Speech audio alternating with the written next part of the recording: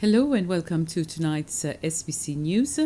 Encouraging eco-friendly tourists to help hotels become more green was among measures proposed today to help Seychelles do its part tackling climate change.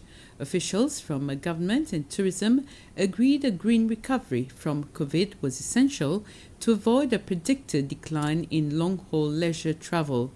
The commitment came at a symposium hosted by the British High Commission at the Eden Bleu Hotel, along with dire warnings of the consequences of failure. Wastewater becomes water for life at Hilton Northholm. Its sewage recycling plant is helping to reduce its environmental impact, something eco-minded tourists increasingly expect. But at today's symposium, the stark message from the organisers was more mitigating measures are needed as visitors become increasingly reluctant to make highly polluting long-haul holiday flights. Even if Seychelles was kept to this average projected annual 5% decrease, this would equate to a fall in tourist numbers of 40% in the next 10 years.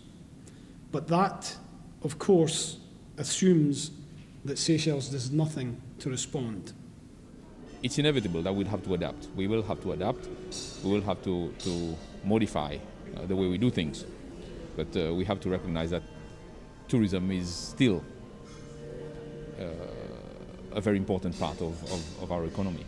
Measures such as intelligent air conditioning that switches itself off when guests leave their room are rewarding hotels with the Seychelles Sustainable Tourism label, something visitors appreciate. All the hotels in Seychelles have a sustainability action plan in place.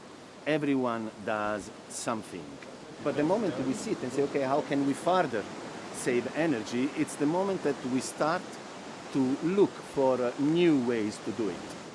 Ahead of November's COP26 climate talks, hospitality venues were urged to help Seychelles achieve national energy reductions of more than 25% by 2030. We have to prioritize green investments that back the sustainable use of resources, that back clean and efficient energy, that create more jobs, that improves incomes and helps protect biodiversity.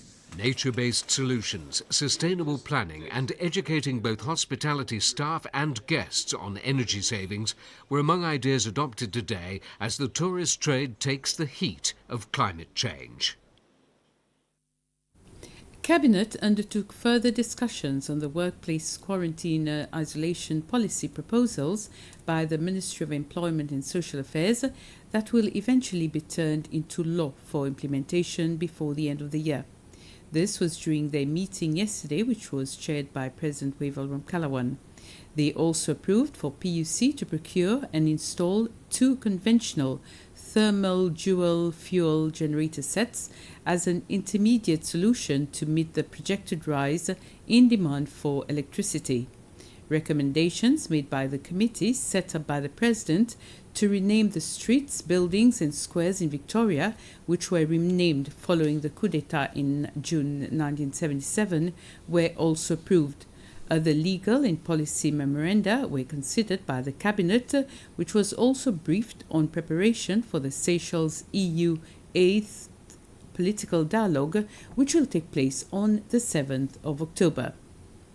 The 2 men being prosecuted for planning to blow up the Southern Mahe gas station appeared in court today.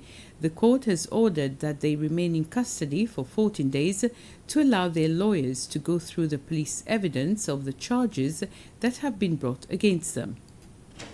The case was heard before Judge Mohan Burhan, who extended the custody of the 2 accused until the 7th of October, when they will be back for a plea bargain.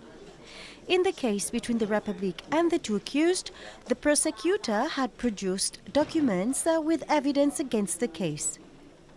The 2 men, 44 and 50-year-old, were formally charged 2 weeks ago, and they are now facing 3 counts of conspiring to commit a terrorist act, attempting to commit terrorism, and illegally possessing homemade explosive.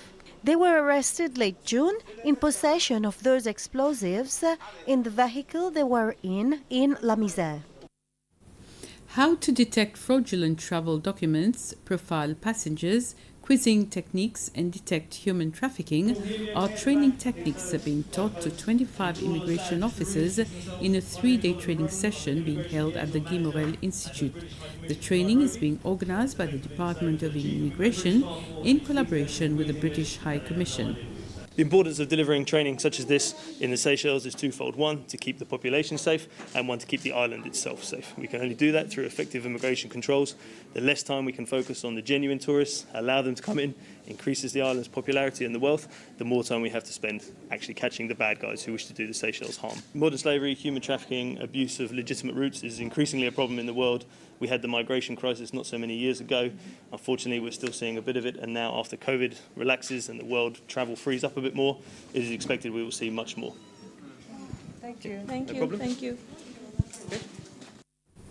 The outgoing Cuban ambassador to Seychelles, Juan Pino, has said he's satisfied with his mission during his 6-year tenure in the country.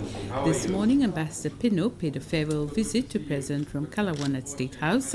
Mr. Pino, who was accompanied by his wife, was the Dean of the Diplomatic Corps in Seychelles. He has thanked Seychelles for its support in international forums in voting against the economic blockade against Cuba and described bilateral relations as very good. He says this will continue in the fields of education, health, agriculture, amongst others.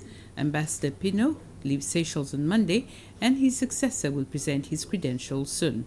Realize all missions in Seychelles. When you know, we have in Seychelles more than 70 Cuban collaborators in the health, medicine. Our Cuban collaborators fighting every day against the COVID, in the clinics, in the hospital, working every day and night, attending the people of Seychelles, and enjoys, like me, this hospitality and this very nice country and very nice people. President Rom participated in a high-level meeting on the side of the 76th session of the United Nations General Assembly. The high-level virtual meeting, which took place yesterday, was held to commemorate the 20th anniversary of the adoption of the Durban Declaration and Programme of Action. In 2001, the World Conference Against Racism, Racial Discrimination, Xenophobia and Related Intolerance adopted the historic Durban Declaration and Programme of Action, which establishes a comprehensive international framework for fighting discrimination and intolerance. When addressing the high-level meeting, President Rom called on the need for institutional reforms and to provide reparations to victims and their descendants. Acceptance and recognition of the evils of the past are the fundamental steps to commence the route to forgiveness and healing. But laudable as this is, it is not enough. Institutional reforms are required as amends need to be made for centuries of racial oppression, exploitation, and discrimination. There is also a need to provide reparations to victims and their descendants. As a state party to several human rights treaties, my government believes in the need to pursue justice and promote inclusion to uphold the dignity and the human rights of all individuals. We are a multi-ethnic country. We trace our origins to Africa, Europe, and Asia. Seychelles celebrates her diverse heritage. Our diversity makes the strength of our unity, and we do consider our society to be an example to the rest of the world. That's SBC News for now. From the team here, a very good evening to you.